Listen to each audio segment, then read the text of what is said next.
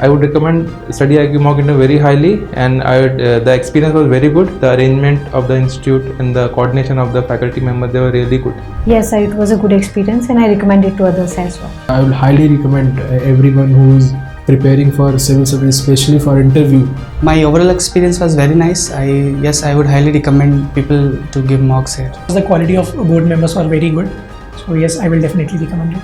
Definitely the interview experience was very good. It was an overall nice experience, and yes, I would be recommending it to others as well. Yes ma'am, certainly. Yes, I would recommend. I would definitely recommend. I will recommend you highly that you should have once a conversation in Studyiq as well.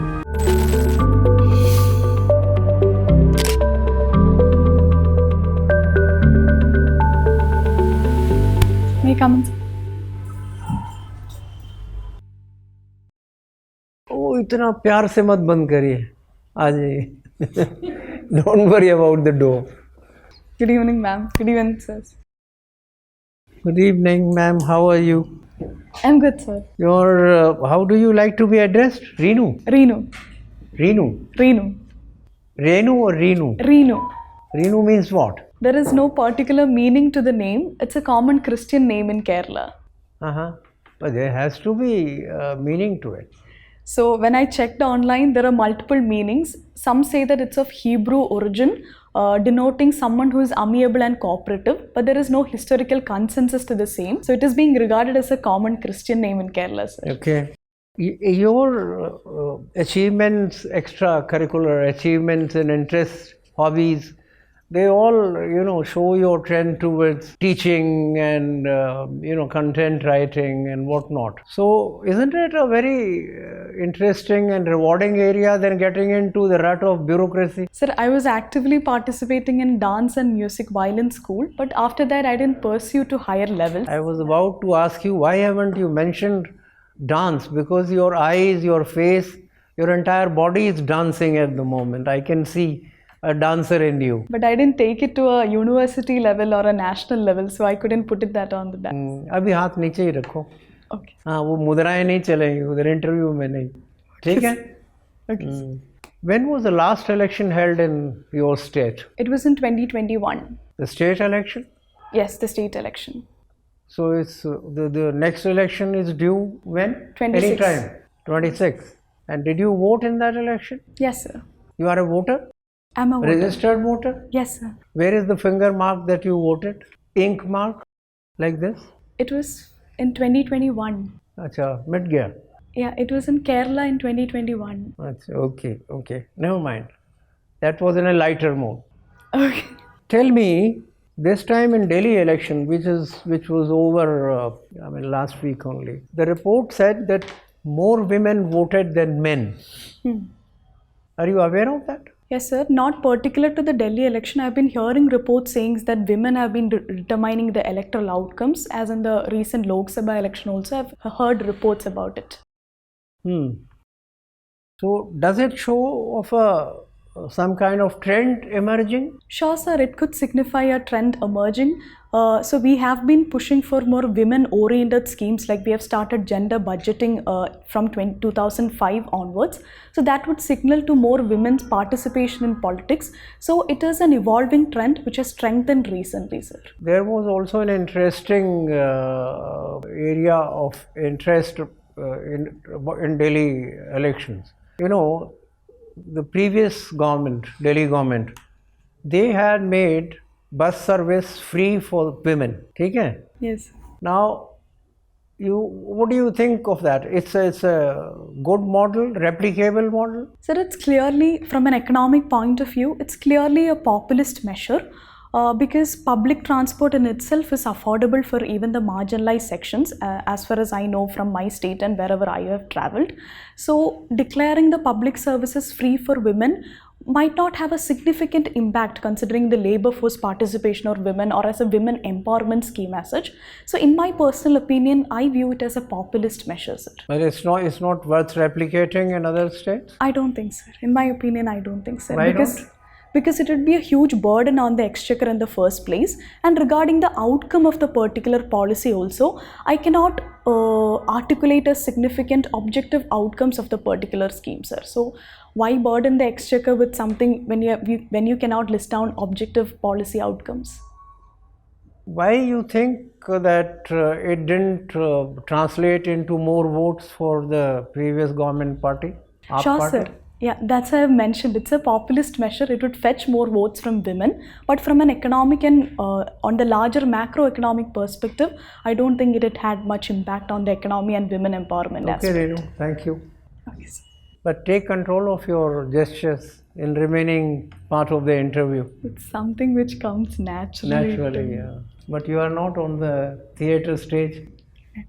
You can keep It's a different arena. but you keep your arms, in a very natural way. Don't have to be very conscious about it all the time, So that is the thing. Anyway, you have done economics honors from St. Stephen's. Yes, sir. In the recent budget, there is a general criticism about one aspect of the budget. That is, there has been a very drastic reduction in the capital expenditure of the government. And perhaps in their eagerness to limit the fiscal deficit to a certain level. Is it a good budget strategy? So because the central government has reduced the increased the tax rebate to 12 lakhs per annum, central government had to cut down on certain other aspects. But in my personal opinion, I was also not very supportive of reducing, they haven't reduced the capex aspects, they have increased by very less percentage. So I was not very supportive of not enhancing the capital expenditure. But there is a possibility that with the limited tax burden on the population, the urban consumption would increase. That would again lead to private capital expenditure. So government is not the sole responsible person for capital expenditure in the economy. So if that could lead to more private capital expenditure, I would be happy, sir. You will be happy. Yes, sir. But does it lead to that? We have to wait and see, sir. Okay. We have not come across anyone who has opted for IFS as a first preference. But most of the people have put it at 5th place or 6th place or something. That is it. So that way you are unique. Now I would just ask you one question. After Trump has taken over, there's a lot of change in the world. Things are beginning to happen. Everybody is nervous and all that. In this situation, what should be the approach of India for dealing with the world controlled totally by a person like Trump? Can you repeat the second question? What should be the approach of India in dealing with the world affairs, the world which is totally controlled by Trump? Sir, regarding the India-US relationship, I have high optimism because Donald Trump is that one president whose foreign policy is more individualistic. And considering the personal rapport between our Prime Minister and US President, I think things are going to have a positive turnover in the coming period. And tomorrow and day after tomorrow, they are going to have a bilateral meeting. So I have high optimism regarding that. And related to the nuclear policy, AI export policy, and the recent retaliatory tariffs, India has got exemptions. So that is going to continue as far as I could predict. But coming to the other aspect of Donald Trump's expansionism related to the Gaza policy and related to this Panama Canal, Greenland, I think that's not something which should be encouraged, but taking a pragmatic approach. What did you say? That shouldn't be encouraged, or what should be encouraged, or what? Should not be encouraged. Yeah. But considering a pragmatic diplomacy, we should be focusing on our national interest rather than the multilateral, the global ideas of humanitarianism. So in that context, I will ask you another question. Recently about 104 people were sent back to India, and they were shackled and handcuffed and all that. For 40 hours, they had to be in the plane in this condition. Now, what should have been the reaction of India? In fact, the External Affairs Minister, instead of expressing our resentment on this, rather he made a statement which is supportive of the action by Trump or Trump administration. Sir, Dr. S. Jaishankar, as a representative of India, he should be representing the legal point of view rather than the emotional point of view. From an emotional aspect, we felt that incident as unfortunate and disheartening. But as a representative of India, he should be representing the legal standpoint. I think he has clearly represented the legal idea, sir. But a small country like Colombia did not allow the American plane to land there with the same type of people, deportees. And they said, we will send our plane, we should bring them back. Just contrast it, just compare these with the great Indian reaction. Which do you support, the Colombian position or the Indian position? Sir, I support the Indian position. As against the Colombian position? As against the Colombian position. Okay, that's good. Good. Okay, thank you. Good afternoon, Reenu. Good afternoon, ma'am. When did India's commitment to gender equality began, with the ratification of which convention? The UN Convention on Elimination of Discrimination Against Women, all forms of discrimination against women. What is India's rank in gender gap report? 129. So if it began with CEDAW, then why is India at 129, which leaves a lot of room for improvement in the gender parity? So in theory, there have been a lot of improvements. We have started gender budgeting, women-centric policies, but when it comes to the practicality of it, there are a lot of loopholes. So I can list down a lot of issues faced by women in India. Like? And majority of them boils down to patriarchy, ma'am. Starting with women's lower female labor force participation rate, the gender wage gap they are facing, the glass ceiling effect, and all of this boils down to patriarchy, which is a deep-seated psychological issue. So starting from schools and universities, we demand that attitudinal change. Then only all the policies we have been designing will come to fruition, ma'am. Who needs this attitudinal shift? Is it men or is it women? Both, ma'am, because I have seen women propagating patriarchy also. Why is that? Why do women become the flag bearers of patriarchy gradually? Ma'am, they're not doing it intentionally because they have grown up in a situation where the society has conditioned them to accept and glorify patriarchy. So knowingly or unknowingly, they also becomes the flag bearers of patriarchy. They're not doing it voluntarily, but because of the social conditioning, they believe that that is the only truth. So I think that is the reason, ma'am. Okay. Tell me, can gender be a binary? No, ma'am. No? Gender is a fluid concept. Our Supreme Court has also upheld the same. In the Nalsa verdict, Supreme Court declared transgender to be the third gender. And India, from ancient times itself, we have been accepting of multiple gender identities. Not able to quote some facts, but so considering India's stance, we embrace gender fluidity and we accept LGBTQ community and their right for self-determination, ma'am. And how does market reinforce gender? Sorry, ma'am, I'm not able to understand. Not a problem at all. All right. You have also studied sociology. Tell me which founding father, and you've also had interest in teaching. So which founding father of sociology was a teacher to whom we credit the institutionalization of the discipline? I'm not sure, but Emily Durkheim? No, it was Weber. Weber, okay. Yeah. So tell me one key contribution of Weber to the discipline. Any one key contribution? Interpretive ideology, interpretive perspective to sociology was introduced by Weber. So he understood different institutions and the coordination and sync between different institutions needed for the value consensus and stability. So the interpretative approach was credited to Weber. And how would this approach help you to become a good administrator tomorrow? Sure, sir. Sure, ma'am. It helps me to understand various perspectives and to understand the sync and divergence between various ideologies, and it is based on the fact that it is only when multiple stakeholders come together we could come up with fruitful actions. So it will encourage me to be more inclusive and take a multi-dimensional approach when it comes to policy making. What was his methodology regarding this? Can you recall that? Verstehen ideal type methodology. I'm not able to recall the specific details. No, that much is enough. And how is methodology different from a method? Sorry, ma'am, I have to read upon it. All right. Thanks, Reenu. Thank you, ma'am. Okay, Reenu, quickly inform us what is base erosion and profit shifting? Sir, base erosion and profit shifting is a tax evasion strategy where a particular company, where their huge market would be in India, say for example in India, but they would be registered in tax havens like Bahamas or Cayman Islands, so they do not have to pay heavy taxes in India. So that would be base erosion and profit shifting. What's the test the government of India employs to figure out whether a company is indulging in base erosion and profit shifting? So there was the OECD G20 framework of minimum taxation of 20%.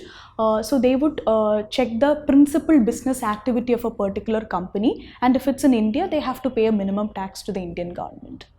You come from Kerala? Yes, sir. Have you heard of Neelakurinchi? Neelakurinchi, yes, sir. How many years after does it bloom? 12 years. And how is it different to Methu Kurinji? I'm not aware of Have you this. heard of Methu Kurinji? No, sir. Okay. Read up on it though. You like watching sitcoms? Yes, sir. Name me your favorite sitcoms. Friends. Friends. What's the biggest criticism of Friends? From my perspective? Yeah, from an audience perspective. So one thing I felt wrong about Friends was the portrayal of a transgender community. Chandler's father is a transgender person and he has been ridiculed and mimicked all throughout the series. So that is something which I find offensive, sir. So that is one criticism. Any other? And second would be about the idea of toxic relationship. The Friends series circles around Ross and Rachel's relationship, and I perceive that relationship to be somewhat possessive and toxic. So the propagation of toxic relationship is also something which I don't agree to. Can you recall any person of color being portrayed in Friends? No, sir. I am not able to recall. Any other sitcoms that you have seen? Big Bang Theory I have seen. Can you recall any person of color in that? Yes, sir. The character Rajesh. Okay, good. So that's the biggest criticism now, is it not? Okay. Yeah, Good, yes, okay. sure. You were a mediator for group discussions in the college society. Yes, sir.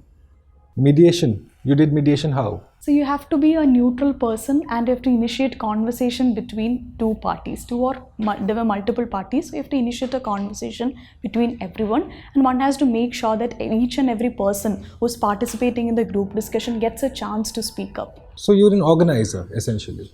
Not an organizer. I have to read upon the subject a lot so that I can manage all of their arguments. I did not organize the event as such. Okay. So would you be a mediator or would you be a debater? Which one is more fun? Mediation is more fun. Why so? Because you could listen to conflicting arguments and you don't have to be emotionally charged about a mediation. But when it comes to debate, it takes a lot of our energy and emotions to win our argument. But when it comes to mediation, there is no pressure on winning the argument or anything. You just have to be the good person there and mediate between two parties. So you'd rather be the umpire than the player? Sometimes. Thank you, Reenu. Thank you, sir. Thank you, Reenu. Okay. Very interesting. Very interesting to talk to you. We see you again in few minutes. We will have to wait outside. Okay, sir.